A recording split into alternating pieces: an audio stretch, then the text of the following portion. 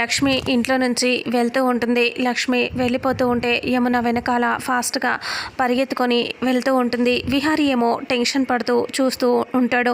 ఇక అప్పుడే సహస్రని విహారిని అక్కడ కూర్చోమని చెప్తారు పెళ్లిపీటల మీద. వాళ్ళిద్దరూ వెళ్ళి అలా కూర్చుంటారు. కూర్చున్న తర్వాత లక్ష్మి అలా వెళ్తూ ఉంటే బాధపడుతూ ఆలోచిస్తూ లక్ష్మి వెళ్ళిపోతూ ఉంటుంది. వెనక నుంచి యమున వెళ్ళి ఇలా అంటుంది, లక్ష్మి లక్ష్మి అని అంటూ పిలుస్తుంది. లక్ష్మి అక్కడే ఆగి నిలబడి చూస్తూ ఉంటుంది.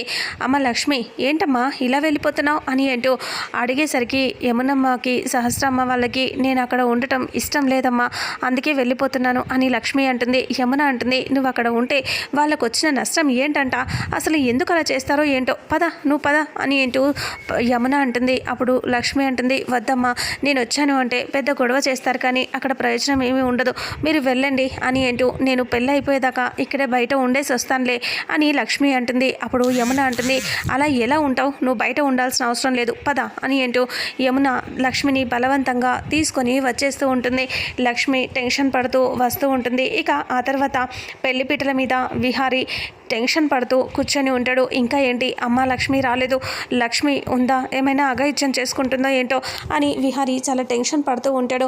అప్పుడు అక్కడ పూజారి మంత్రాలు చదువుతూ ఉంటే పద్మాక్షి వాళ్ళతో ఇలా అంటాడు విహారీ, అత్తయ్య అమ్మ వచ్చిందా అంటే ఇప్పుడు తను ఎక్కడికి వెళ్ళిపోయింది అని అంటూ పద్మాక్షి సీరియస్గా అంటుంది. అప్పుడే విహారీ సైలెంట్ అయిపోతాడు. ఇక అప్పుడు ఇలా అంటూ ఉంటాడు, పంతులు గారు అయితే అమ్మ జీలకర్ర బెల్లం పెట్టుకోండి మీరిద్దరు అని అంటూ చెప్పడంతో విహారీ జీలకర్ర బెల్లంని ఇలా చేతిలో పెట్టగానే ఆలోచిస్తూ ఉంటాడు. ఈ జీలకర్ర బెల్లం తల మీద పెడితే సగం పెళ్ళైపోయినట్టే, అంటే ఇప్పుడు మాకు పెళ్ళి అవ్వకుండా అంటే పెళ్ళైనట్టుగా ఇక్కడ ఉండకూడదు, మా పెళ్ళి జరగకముందే జీలకర్ర బెల్లం పెట్టేలోపే నేను అసలు విషయాన్ని అందరి ముందు చెప్పేసేయాలి, అంతేకాని ఇంకా దాచిపెట్టుకోకూడదు అని అంటూ విహారీ ఆలోచిస్తూ ఇంకా మనసులో టెన్షన్ పడుతూ ఉంటాడు. ఇక అప్పుడే ఏంటి బాబు జీలకర్ర బెల్లం పెట్టుకోండి అంటే విహారీ జీలకర్ర బెల్లం పెట్టుకోండి అని అంటూ పద్మాక్షి సీరియస్గా చెప్తూ ఉంటుంది. అప్పుడే ఇంకా లక్ష్మి అక్కడికి వచ్చేస్తుంది. రాగానే ఇక లక్ష్మిని చూసి యమున లక్ష్మి ఇద్దరు వస్తూ ఉంటారు. యమున అంటుంది లక్ష్మిని, రా లక్ష్మి అని అనేసరికి పద్మాక్షి సీరియస్గా ఆగు అని అంటూ సీరియస్గా అంటుంది. దగ్గరికి వచ్చి ఏంటే నేను దాన్ని వెళ్ళిపోమ్మని పంపిస్తే నువ్వు మళ్ళీ ఎందుకు వెంట పెట్టుకొని వచ్చావు అని అంటే, అయ్యో వదిన పాపం తను ఏం చేస్తుంది, తను ఏం తప్పు చేసిందని వెళ్ళిపోవటానికి ఉండని లే వదిన అని యమున అంటుంది. ఈ ఉండని అని చెప్తావేంటి నువ్వు, అసలు దానివల్ల ఎన్నిసార్లు పెళ్ళాగిపోయింది, అసలు అది ఉంటేనే మాకు ఒళ్ళంతా కంపరంగా ఉంది, అయినా తను మళ్ళీ ఎందుకు పట్టుకొచ్చావు, నువ్వు పంపించేసాయి ఏ లక్ష్మి పోవే నువ్వు అని అంటూ ఉంటే లక్ష్మి వెళ్ళిపోతే అప్పుడు యమున అంటుంది, ఉండని వదిన ఎందుకు అలా చేస్తున్నావు అని అంటూ అనేసరికి ఇక అప్పుడే ఇంకా పంతులు గారు అమ్మ టైం అవుతుంది అని అంటంతో ఏయ్ దీన్ని ఇంట్లోకి తీసుకొని వచ్చామంటే చూడు నేనేం చేస్తాను అని అంటూ సీరియస్గా అంటే లక్ష్మి అంటుంది, అమ్మ మీరు వెళ్ళండి పెళ్ళయ్యేదాకా నేను ఇక్కడే వెయిట్ చేస్తాను అని లక్ష్మి అంటుంది. అలా అనేసరికి సరే అని చెప్పేసి ఇంకా వాళ్ళు అక్కడ పిలుస్తూ ఉండటంతో లోపలికి వెళ్తుంది యమున.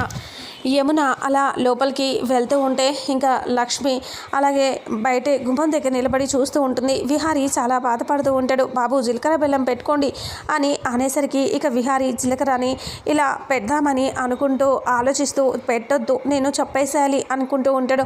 అప్పుడు సహస్ర మాత్రం టెన్షన్గా చూస్తూ ఉంటుంది. ఇక వెంటనే లక్ష్మికి ఇక్కడ కళ్ళు తిరుగుతూ ఉంటాయి. సడన్గా లక్ష్మి కళ్ళు తిరిగి కింద పడిపోతుంది. పడేటప్పుడు పండు చూసి లక్ష్మమ్మ అని గట్టిగా అరిచి పరిగెత్తుకొని వచ్చేస్తాడు.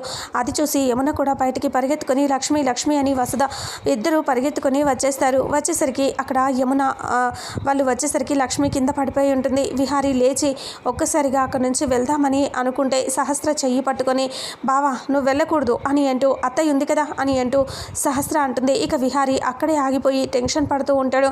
లక్ష్మి కింద పడిపోవటం చూసి ఇక యమున అందరూ దగ్గరికి వచ్చి ఇలా లక్ష్మి లక్ష్మి లే లక్ష్మి ఏమైంది అని చేతులు కాళ్ళు రుద్దుతూ ఉంటారు.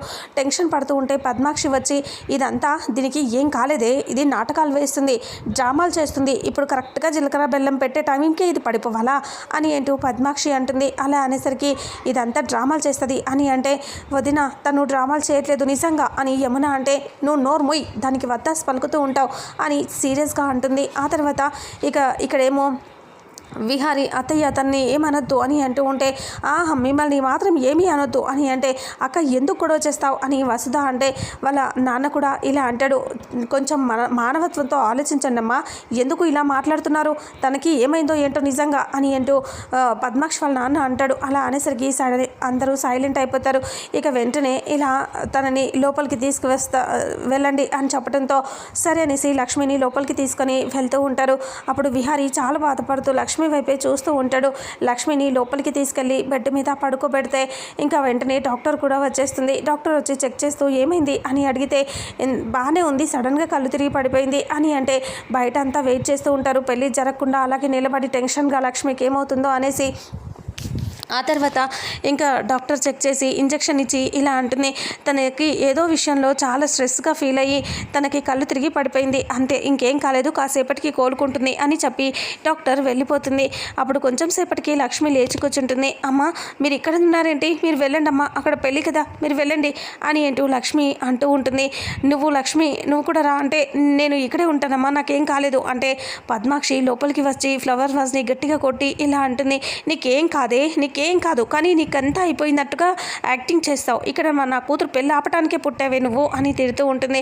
అప్పుడు అమ్మ అది నేను అని అంటూ ఉంటే నువ్వు కావాలనే చేస్తావే, నాకు తెలుసు, ఎంతసేపు ఉండి జీలకర్ర బెల్లం పెట్టేటప్పుడే పడిపోయావు, మళ్ళీ అప్పుడే లేస్తావా నువ్వు అని తిడుతూ ఉంటుంది పద్మాక్షి.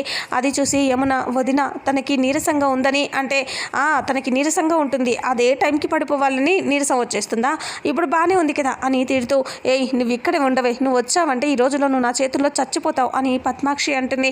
అలా అనేసరికి లక్ష్మి అక్కడే సైలెంట్గా ఉంటుంది. యమున అందరూ అక్కడి నుంచి వెళ్ళిపోతారు.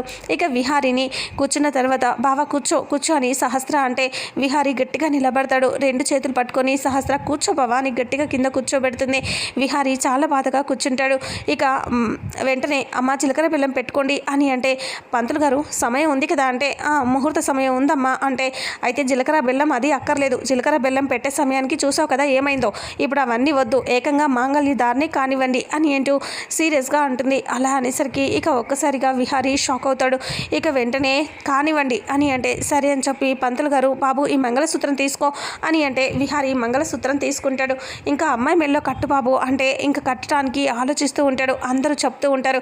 అప్పుడు లేచి విహారీ లక్ష్మిని చేసుకున్నప్పటికీ గుర్తు తెచ్చుకుంటూ ఉంటాడు, బాధపడుతూ అలాగే చూస్తూ ఉంటాడు. ఇక వెంటనే సహస్ర కట్టు బావా అని చూస్తూ ఉంటుంది. అందరూ విహారీ తాళి కట్టు కట్టు అని అంటూ ఉంటే విహారీ సహస్రమెల్లో ఇలా తాళి కడుతూ ఉంటాడు.